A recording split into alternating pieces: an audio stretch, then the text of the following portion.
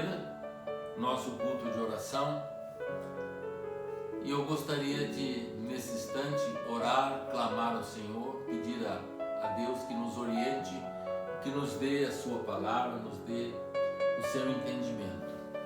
Paizinho de amor, nós pedimos ao Senhor nesse instante, nessa quarta-feira, que o Senhor nos oriente, que o Senhor nos ajude, que o Senhor nos dê, ó Deus, entendimento daquilo que nós vamos ver e ouvir.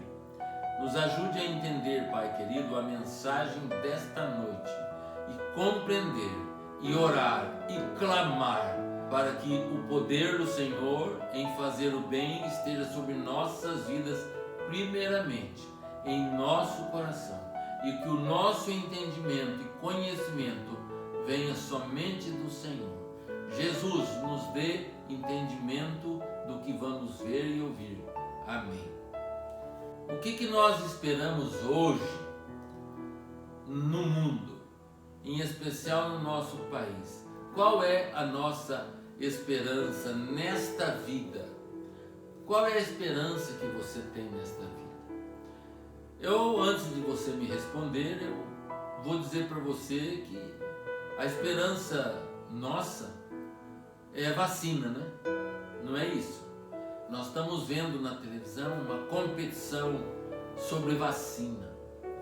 Nós esperamos que surja uma vacina que venha solucionar o problema dessa calamidade, que venha solucionar o problema dessa doença, que venha realmente trazer a paz e que nós possamos sair nas ruas, andar para lá e para cá, sem a máscara, sem o álcool gel. É o que nós esperamos. É o que você espera. As crianças pequenas não sabem disso, mas os adultos, as pessoas responsáveis, esperam isso. Você tem essa esperança. Mas, e quem não tem esperança nenhuma nesta vida? E quem foi lhe tirado toda a autoridade, quem foi lhe tirado todo o teu futuro, tudo aquilo que você sonhava, desapareceu.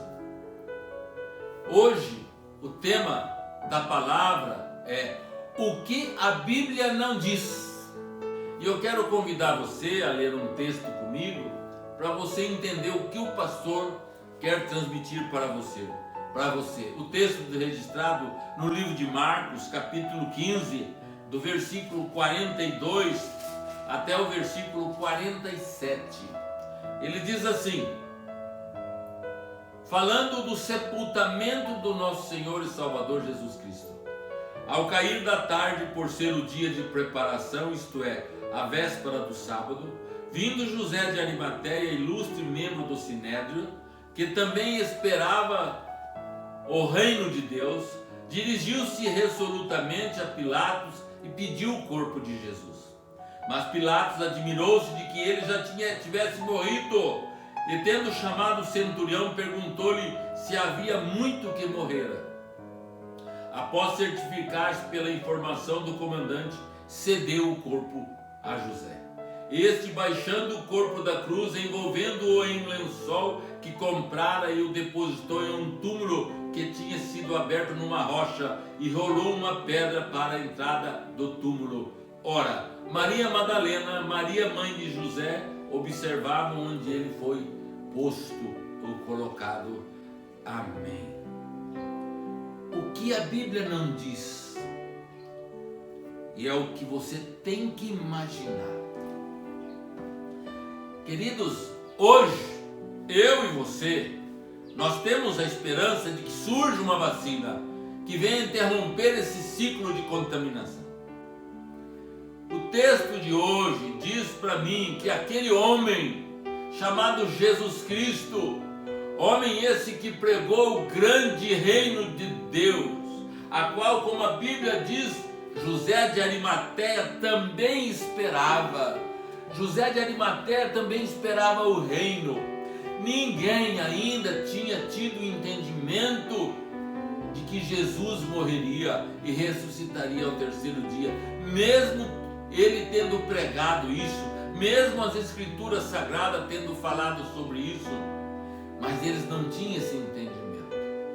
E de repente, aquele homem que ressuscitava mortos, aquele homem que curava o cego, aquele homem que expulsava demônio, aquele homem que quando falava todo mundo se calava para ouvir. Aquele homem vem a morrer de uma forma muito feia, muito ruim, muito dolorida.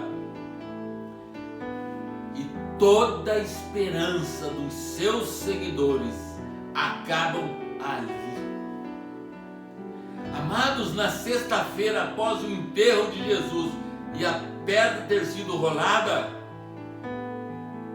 dispersaram todos os seus seguidores. Eu pergunto para você, se coloque no lugar de Maria, mãe de Jesus, se coloque no lugar de José, de Tiago, de Pedro, de Madalena, de Susana, de todas as mulheres que seguiam a Jesus e o serviam. Se coloque no lugar dos seus discípulos, todos eles, Estevão. Se coloque no lugar. Que esperança tinham eles? Acabou. Será que tudo que nós ouvimos e vimos era mentira? Será que Jesus era só mais um, como surgiram muitos outros profetas que diziam que fariam e não fez? Essas perguntas, queridos, passavam no pensamento deles todos, e não precisa eu ler na Escritura para saber disso. E é isso que a Bíblia não fala. Basta você se colocar no lugar dos discípulos de Jesus. Basta você olhar com os olhos da sabedoria que vem de Deus. Pensem, no terceiro dia, quando Madalena chega na presença dos discípulos e diz: o Senhor está vivo. Eu ouvi, nós vimos, falei com ele. E ele nos ordenou a subir até Cafarnaum, que ele vai encontrar conosco lá. Os discípulos não creram, tanto que correram, Pedro, correram, João, foram lá no sepulcro ver se era verdade de Madalena. Não acreditaram nela. Isto a Bíblia não diz. Não diz que todas as esperanças dos discípulos de Jesus caíram por terra. Amados, sabe como eu penso no meu coração e o que a Bíblia não diz que aquele povo se sentia? É como um casal que namora há 10 anos, ficam noivos por 2 anos,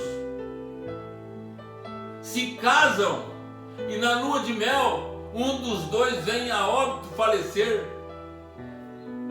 Acabou a esperança, não tem mais.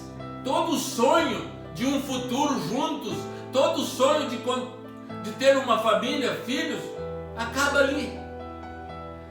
É o mesmo sentimento que passou no coração dos discípulos de Jesus. Eu fico pensando, será que eles oraram esses 3 dias após a morte de Jesus? Será que eles olharam para o céu e falaram: Senhor, será que a nossa fé, será que tudo foi em vão? Tudo isso passou na mente dos discípulos. Nós, nos dias de hoje, nós temos esperança de dias melhores, nesta vida somente. Nós temos esperança de que a vacina feita, realizada por esse país ou por aquele, venha dar certo e funcionar. Nós temos essa esperança. Mas que esperança teve os discípulos de Jesus por 3 dias? Nada. Até que Jesus, no domingo, vem e dá essa esperança a eles.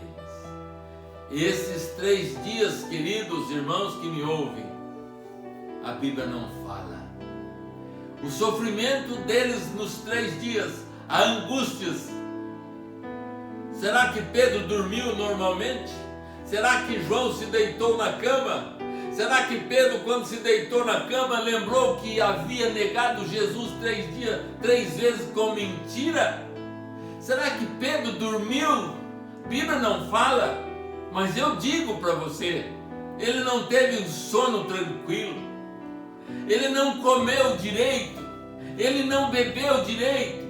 Por quê? Porque eu como homem, e você que é homem me ouve, você que é mulher, se você estivesse no lugar de Pedro, ou no lugar de qualquer um dos discípulos, como João, que quando Jesus foi preso, fugiu e correu, todos eles, qual seria o sentimento em seus corações?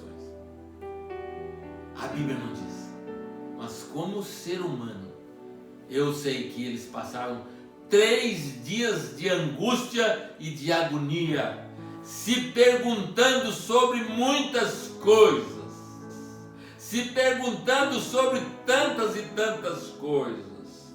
Hoje é um culto de oração, e que você esteja orando, que você esteja clamando, que você esteja se colocando na presença de Deus e entender que aquele Jesus que ressuscitou após o 3º dia está falando conosco ainda hoje e está falando com você. Eu quero orar, agradecer a Deus. Espero que você tenha percebido a mensagem de hoje. Não é tudo, meu irmão, minha irmã, que a Bíblia fala para você. Não é tudo. Muitas coisas é óbvio você compreender e entender.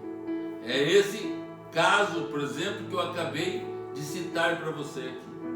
E confesso para você, quando Maria e Madalena, quando aquelas mulheres foram ao túmulo de Jesus ao 3º dia, elas foram motivadas e levadas pelo poder do Espírito Santo, porque elas não imaginavam e não sabiam o que iam encontrar lá. Foram levadas para testemunhar a ressurreição de Jesus. A Bíblia também não fala isso. Eles foram levadas para isso lá, não só para passar perfume no Senhor, porque a pedra já estava fechada, mas para testemunhar sobre a ressurreição. Que você possa compreender a palavra de hoje. Vamos orar? Pai querido, em teu nome Jesus, coloco a igreja nas tuas mãos. Coloco todas as pessoas que estão ouvindo esta palavra. Ó Deus, que o Senhor esteja nos orientando, que o Senhor esteja fazendo, Pai querido, quanto que essa vacina que está sendo produzida por esses países venham funcionar e dar certo. Todas elas, Pai, todas elas venham ser ótimas e venham, Senhor Jesus, interromper esse ciclo de contaminação e esse medo que assola o mundo pelas mortes dos seus entes queridos. Ó Jesus, é nas tuas mãos que nós colocamos as nossas necessidades. É nas tuas mãos que nós colocamos, ó Jesus Cristo, o medo que muitas vezes o mundo vem derramar sobre nossas vidas. Ó Jesus, colocamos os nossos governantes, em especial o governo do nosso país. Ó Jesus, dê juízo a cada um deles. Ó Deus, que o amor prevaleça na vida deles, e não o sentimento político, mas o amor que todas as coisas pode e todas as coisas faz e realiza. Nós te louvamos e te glorificamos pela palavra desta noite, Jesus, e agradecemos tudo em teu nome. Amém.